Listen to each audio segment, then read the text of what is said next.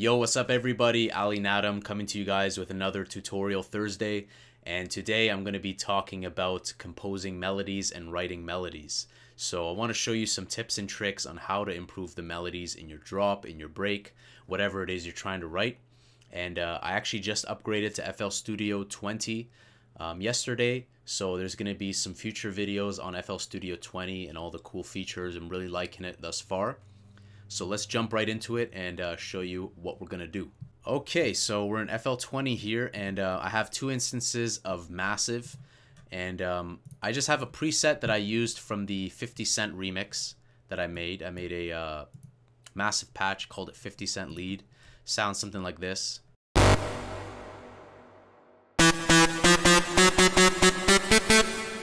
Alright, so it's a really harsh lead, and I want to show you some ideas and kind of give you an idea, some points and tips on how to really stitch everything together. I'm just going to start fresh so you can get an idea how I would compose this melody. And I also have a kick that I can lay with it. It's in F sharp to really just see how it sounds like, see if it vibes well. So let's just get started.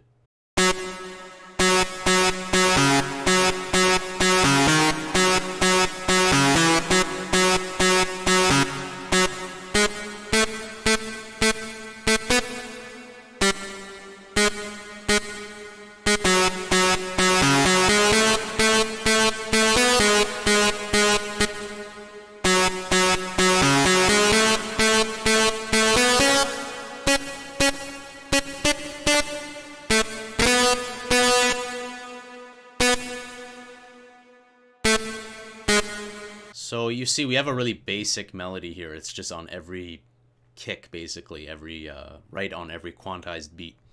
And what I have here is cool because let's bring down the volume a bit.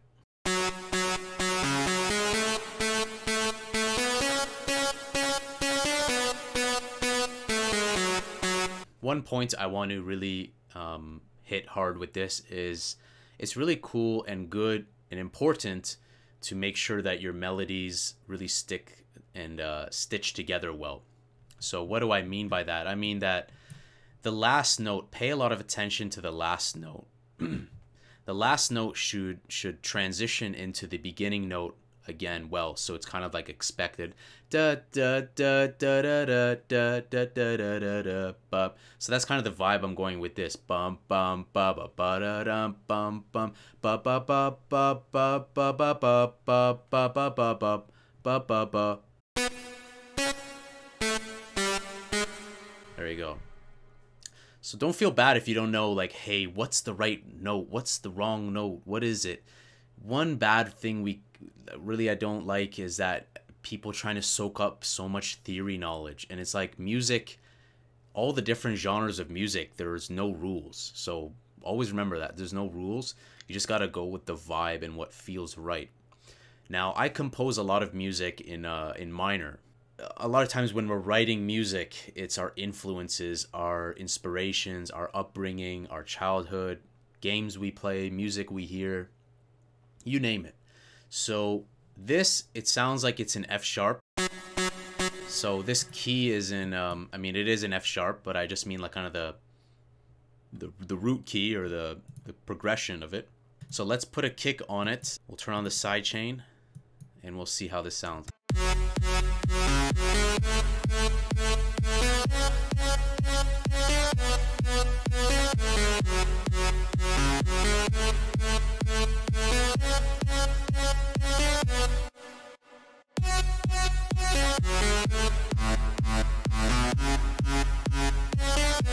Okay, so that gives you a basic idea of like just going into it. It's all about experimentation. I can't tell you how many, midis I've made and patterns, and a lot of times when I'm making drops, I have just like 20 variations of midis. And the next thing I want to talk about is legato. Legato and the triller. So any instrument that you're using, any synth, look for that triller. Triller gives you that option to do this. If you hold one note and you play a second note, it will play up to it but then resume back to the note that you were holding. So what does that mean? It sounds something like this. Let's keep this pattern, and we'll make this unique. And I'm gonna disable the kick for now, and we'll disable the sidechain. Let's see here. So if you want to screw around with the triller, it's gonna sound like this.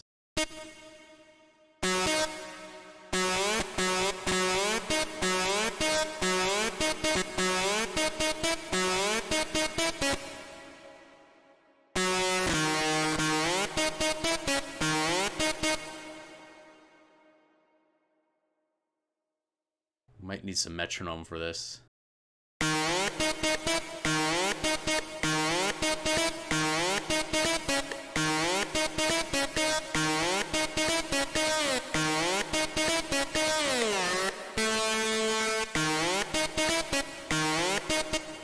So Triller is definitely going to be, I keep thinking Michael Jackson Thriller. Triller is really nice because you can make those really cool raspy melodies, and you have to play a lot with the timing of it. The timing is really important. The reason why timing is important, I will demonstrate. Let's just delete everything here, and we'll start fresh.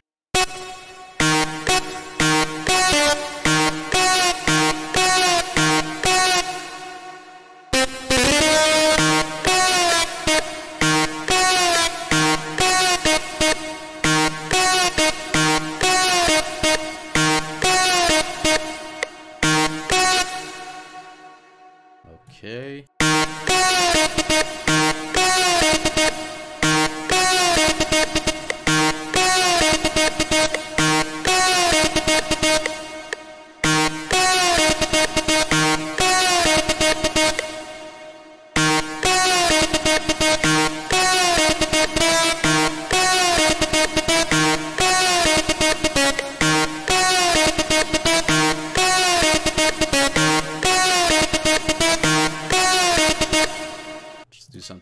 We'll do something a little basic at the end.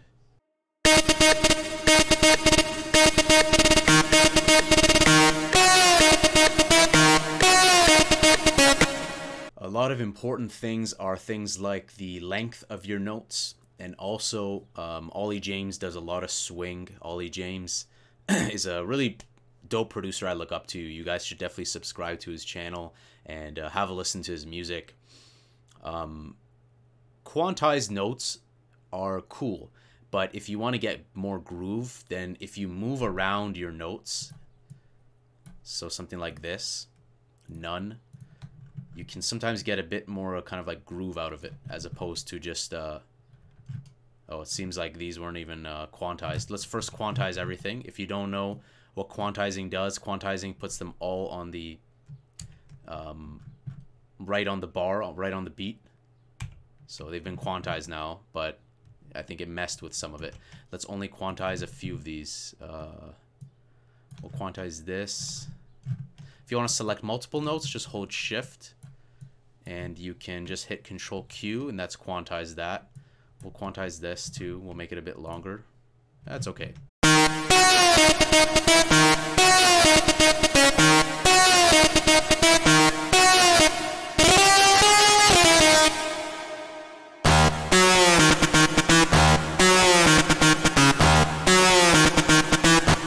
We'll take this kick, we'll pitch it down.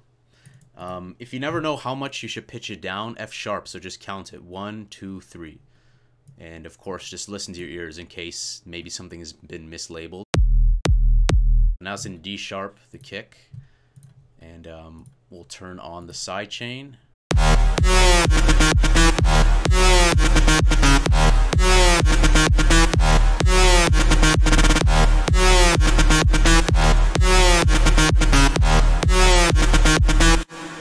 One big thing, like, I can't believe for years I never really just utilized my voice. It's a free instrument, you know? A lot of us, we feel like it's corny, cheesy, that we shouldn't.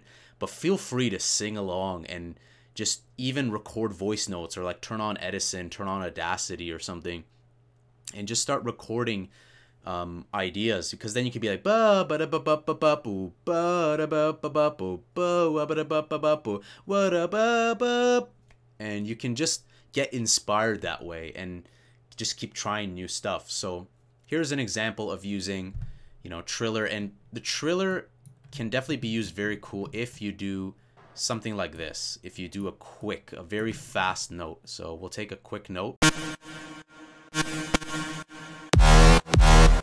We'll disable the sidechain. Just have a listen to this.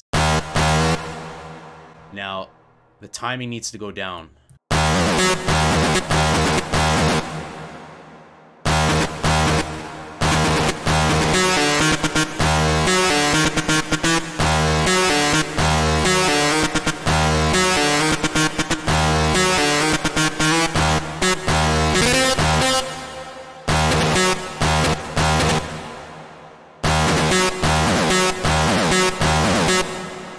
So if you ever want to do those weird synth sounds like in revealed recordings where it's like whoa, whoa, whoa, whoa, it's kind of like a lot of jumping up and down between the synths, and it's so rapid. The way they do that is with legato and triller, but with a very short time. And then of course you can play around with that, and you could put an automation on the time. You could automate the time, or you could use a macro on the time to say, hey, I want it to reset here, or, you know, whatever it is you're looking to do. So when I am writing melodies for a drop, really there's no rules. I'll show you a couple of maybe melodies I have stored, just so you guys can get an idea of maybe some sounds, or maybe like different variations, and I can explain them. So here's just a random melody I opened up that I stored, I think during the 50 Cent remix. Now, even though the first note is in C sharp, the root key is in C sharp, because if the kick was C sharp, it wouldn't sound right. How do we know this? Just go ahead and hum, you know, what would the bass tone be, the bass playing back. And a lot of times you don't have to always put the melody on F sharp. It can be just within the chord. So like in here I was doing F sharp, C sharp, you know, an F sharp minor chord. So that's the F sharp minor that I was doing. That's why it starts on C sharp, but the root key is in C sharp. Let's just see what else we got for melodies. What is this? Bouncy lead.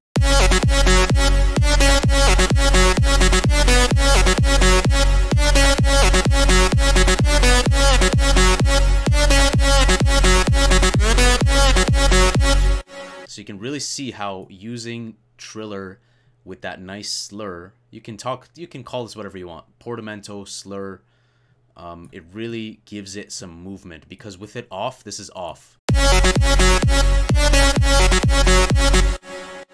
As you pull it up, it just gives it that nice, like, I can't explain it, you know, it's just so nice.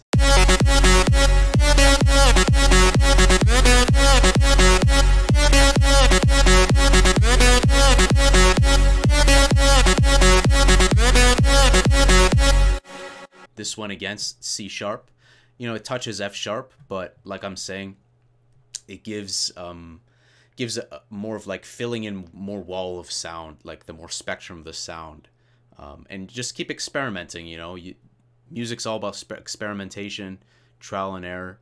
So I just wanted to give some words on that. You know, melody writing is all about just trial and error. What kind of story do you want to tell, really? One thing I really want to hit hard is that it's all about the story that you're telling behind it. You know, the inspiration. What is in your head? What are you thinking? You know, are you thinking about a coliseum, a fight going on? Are you thinking about, you know, redemption, some triumphant war, some battle, some whatever it is you're trying to do? You know, you're always trying to bring it from your brain to your speakers. And so there's no right or wrong way. But some tips I really want to leave behind are really that if you're having problems with connecting the dots from, let's say, bar 4 back to bar 1, listen to how it sounds. I like to work in reverse order. Kashmir said that, and I really implement his tip, is that just work in reverse. If you work in reverse, then you'll know, like, if C sharp is the note that I start, now let's work in reverse.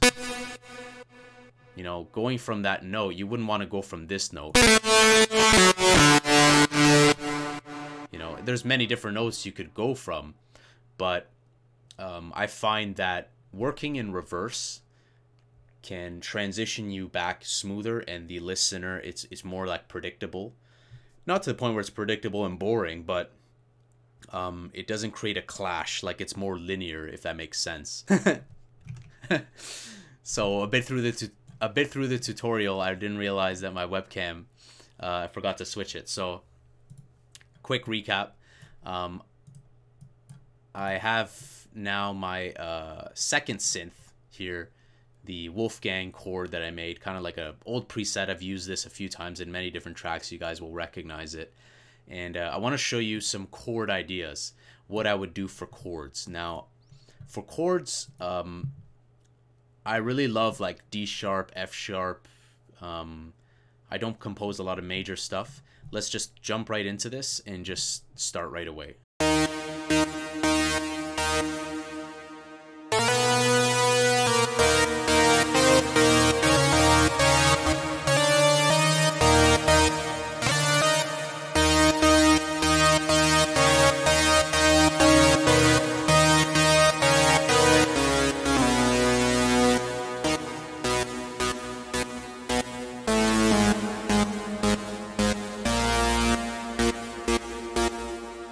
If you are struggling with chords, focus on just one note initially and then start to add. Keep it simple. Here I went bum, bum, bum, bum, bum, bum, bum. So keeping it very basic for now, and then you can add notes on top. You can start shuffling them around. So now let's add some notes on top.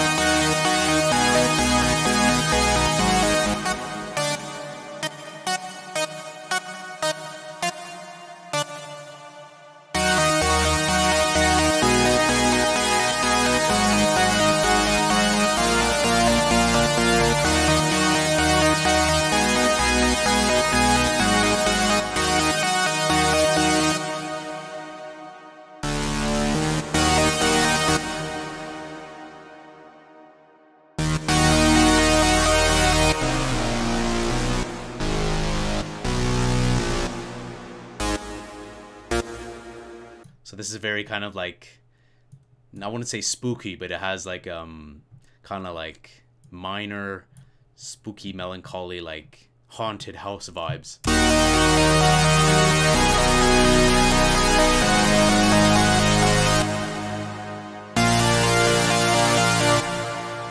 I usually wouldn't roll with this. Let's see if we can maybe make it 8 bars long and put this at the very end. And let's see, let's take that out.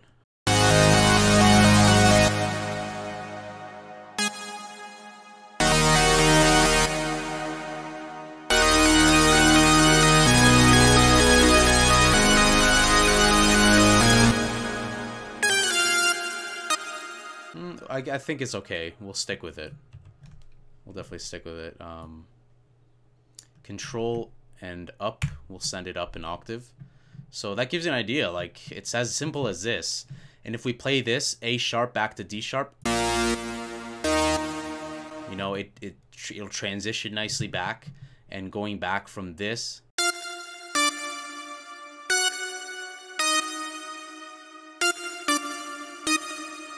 you know, those notes go back into D sharp nicely. So even something as simple as this. Now, do we want to maybe add notes on top of this? Who knows? You know, we could even roll with just this, with just root notes and a top layer on top, a little arp, and we have here spooky arp.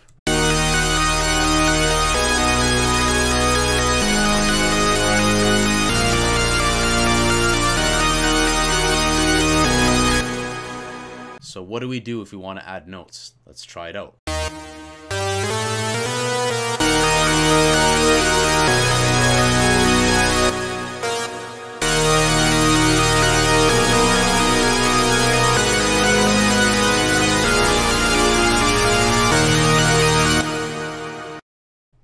Sounds a bit, I don't know. Sounds kind of weird.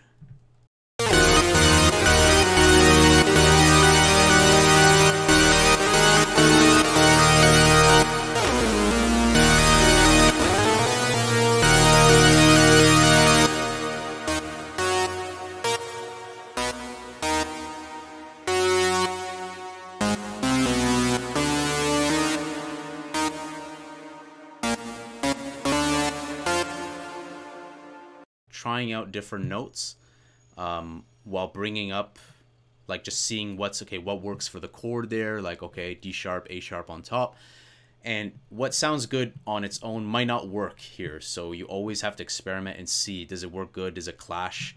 And sometimes you might be filling up the spectrum of sound too much, like these low notes might have to be removed. The muddiness could be cleaned up, you know, by high passing this or layering like a sub, maybe cutting out around like 110, 120 hertz. But again, this is just for demonstration purpose.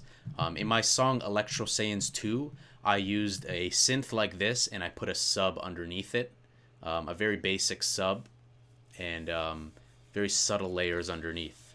And it wasn't too complex. So let's just see how this sounds.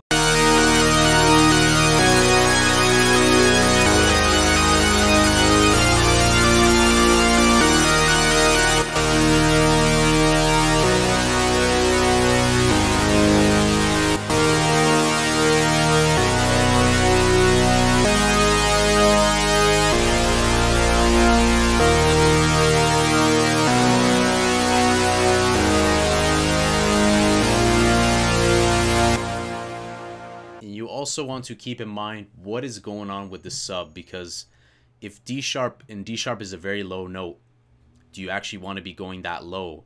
Probably not. So we want to take all these and maybe jump them up like that and see how that sounds. Why not just raise everything? Let's just raise everything.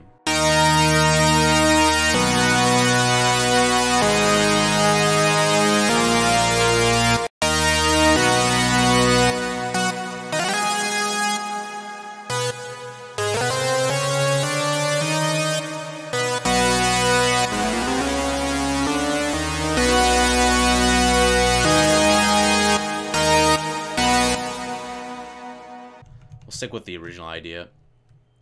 Sometimes it's really difficult, you know, it's not that simple, but I want to show you guys that it's all about the experimentation.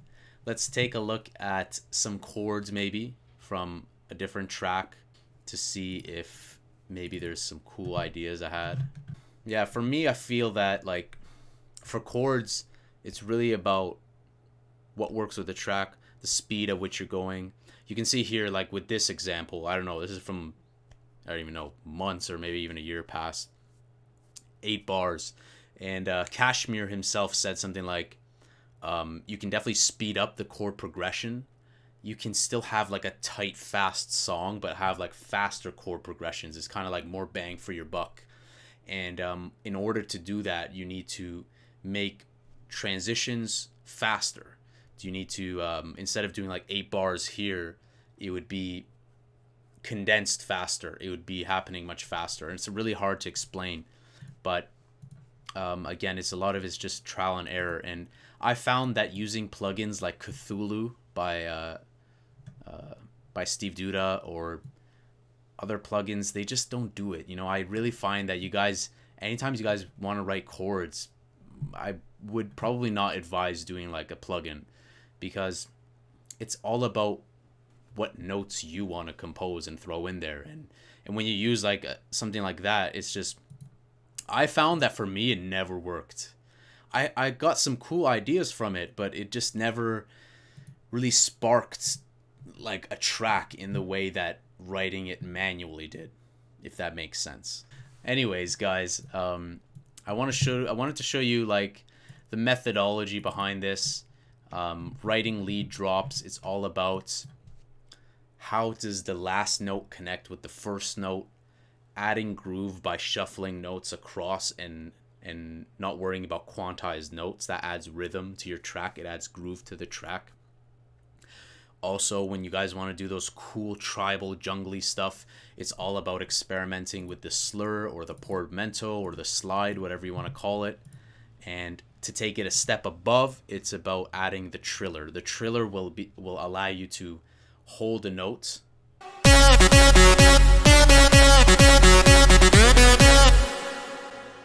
Triller will allow you to hold a note, play another note, it jumps up to that note, you let go, and it comes back to the original note. So really experiment with that. That's really my top tips. And remember, there's no rules when you're making music. The worst thing that you guys can do, from my experience, is just soaking up so much like music theory knowledge. Apply it, test it out, and if it sounds good, that's a wrap, you know what I mean? Just focus on the creative elements as opposed to so many technical elements, and that will really accelerate your workflow. Another key important thing is if you're working in FL Studio and you're like, hey, I like this cool idea, just click it, one of your clips on the playlist, click again, and you'll have another pattern clip. It's the same one, but make it unique. If you make unique, now you have pattern 3, you have pattern 4, and then there's infinite possibilities in case you want to A/B and compare one to the other. And I do that a lot in projects. I'll compare them and see, hey, how does this sound? Maybe this one's not that good. And then you can really just open your world to composing a lot of different melodies. So I hope this tutorial gave you guys some insight on like my process when it comes to making melodies. I know that it's a tough thing to do at times, and there's definitely times where I'm just like killed for creativity, but the best thing you can really do in times like that is just go outside, go for a walk, hit up the gym, you know, go for a run, do what it is that inspires you. Maybe don't even listen to the same genre. If it weren't for my bro introducing me to like trap music and Metro Boomin and stuff like that, I wouldn't be composing a lot of the trap songs and 808s and stuff like that. And there's so much that you can learn when you think outside the box, and you can bring that back and really just elevate your production. So that's kind of just a wrap up on making melodies for drops. Really, when it comes to making melodies for drops, there's just such a vast amount of possibilities. But remember that. Think about the last notes, how they connect back to the first. Remember, there's no rules when you're making music. If it sounds good, to your ears, trust your ears. That's the #1 asset. So hope you guys like this video on writing melodies. And that's basically how I get started. You know, I'll definitely refine melodies and, you know, work over them and tweak them and tweak the note length and things like that. But remember, that's it's keeping it basic is sometimes the best thing that you can do, as opposed to introducing so much complexity to a track. Anyways, guys, I hope you guys like this one. Remember to smash the like button and leave me guys a comment and let me know what you guys want to see. Maybe a certain project, FL Studio 20 stuff. I'll be making a review of FL Studio 20 and some tips. Really loving the new improvements they've been doing, especially with the new plugin delay compensation. They've been doing some crazy stuff. So thank you, ImageLine, for that. And I will see you guys very soon. And love you guys. Take care.